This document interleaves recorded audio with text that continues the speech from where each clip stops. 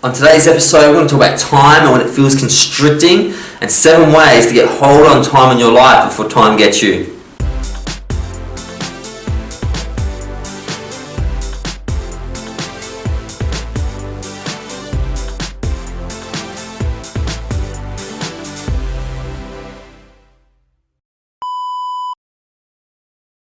Hello everyone, it's the Great Killer. We did that amazing video on time being the universal killer. And so many people are stressing about time. Do I have time to do this? Will I be late? How long will it be? We're murdering ourselves over time, and I don't think we really understand it. So today we're going to talk about time. More importantly, we're going to talk about 7 ways to end its hold over you. And I can guarantee you, for anything like me, living in the Western world, time has you by the kahoonies. It really does.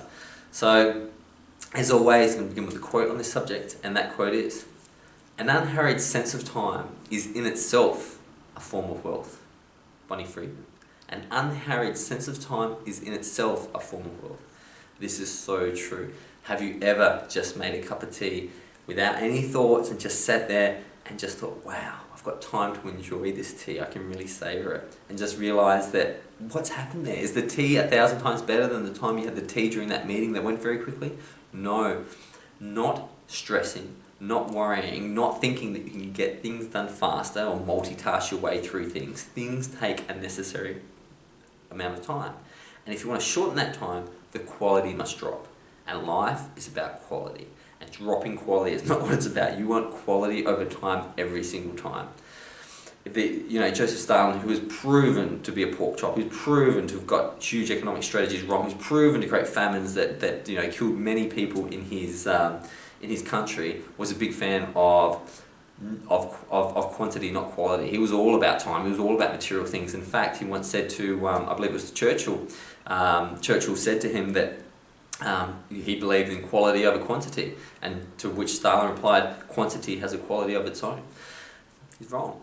Quality is all you need. We all know that 10 seconds with a loved one can be better than 10 hours by yourself. So, my personal story involved, I just needed more time.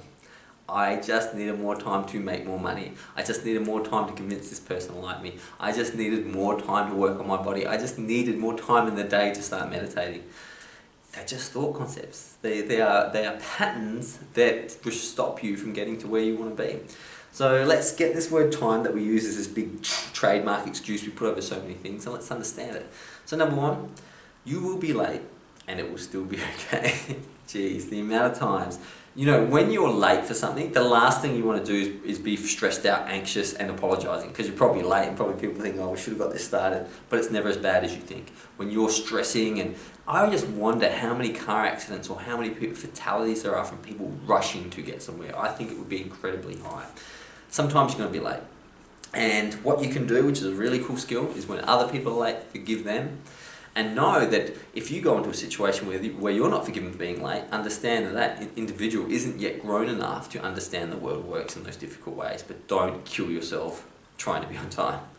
Number 2, time is nonlinear. Quantum mechanics has proven this. Now I know that we experience through our little biological computer a linear time progression from children to adults.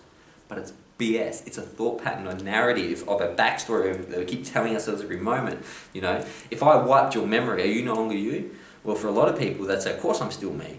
Well, you're not, because you are who you are today. If I asked you who you are, you'd say, I'm this name, I live in this country, I've had these jobs, I'm in this relationship. They're just memories.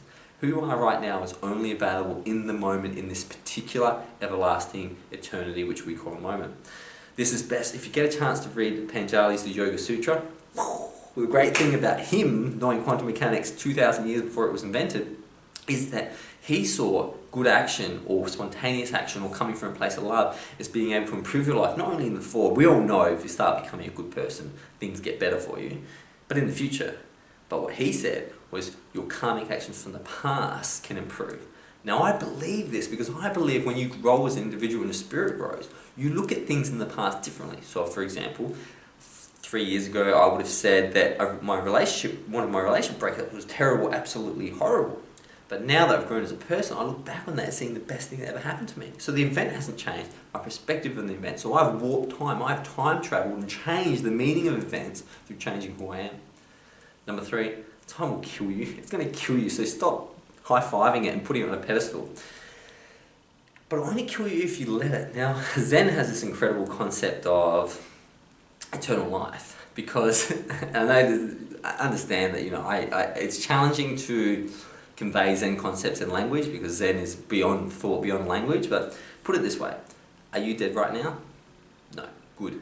Then you can't die, because you're not dead right now. So death is therefore a thought concept. It's not something that can happen to you, so why worry about it? And let's say you did die, you wouldn't know. Therefore, why would you stress about something that you couldn't think of once it happened? I hope you get that, because I really do. I totally get that today is my day. Like, I'm alive today. And Snoopy said it best to Charlie Brown in one of his amazing Snoopy comics, which talks so much about life. Charlie Brown turned to Snoopy, and, you know, sort of as they watch the sunset, he goes, "Snoopy, you know, one day we will die." And to which Snoopy replied, "That's true, but on every other day we will live." Love you, Snoopy. 4, the universe of a single task. I don't care how long something takes, it's just that thing that it's important. The process, the involvement, the mindfulness, the quality is important. Just get involved in that single task. Do not multitask. This concept of, once again, Stalin saying quantity has a quality of its own is BS. Getting one thing done before you move on to the next is incredibly important. If you need help with this, my video from last week, the universe of a single task, can really help. Number 6, you don't need more time.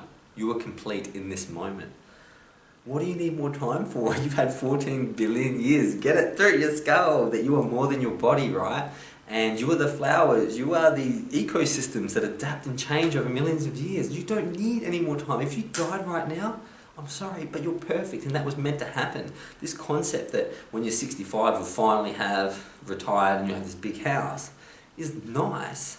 But remember, you don't need that to be complete. It's a thought construct. Right now, focus on what you are, which is complete, and come from that place. And finally, the seed of the rose contains every flower and thorn. What does that mean? Well, you look at the seed of a rose and it's just a seed. Now, interestingly though, the potential of that seed includes the beautiful flower of the rose, but also the thorns. So understand that in every story, in every manifestation, there is more to come, there is more to see. And what we judge in the moment is simply us judging from a lack of perspective. We know, as we're very smart humans and we've worked out science and we know that rose seeds grows in the roses, we can intuitively say that I understand that within a rose seed comes a rose.